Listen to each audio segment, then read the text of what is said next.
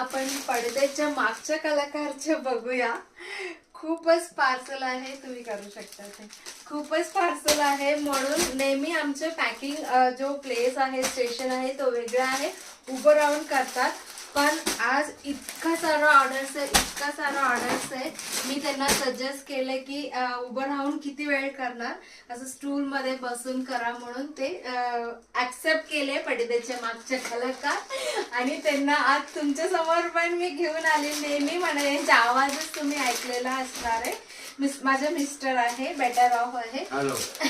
त्यांना विचारूया तुम्हाला एवढं सगळं पार्सल आज करून कसं वाटतं. खूप छान वाटतं. छान वाटतं.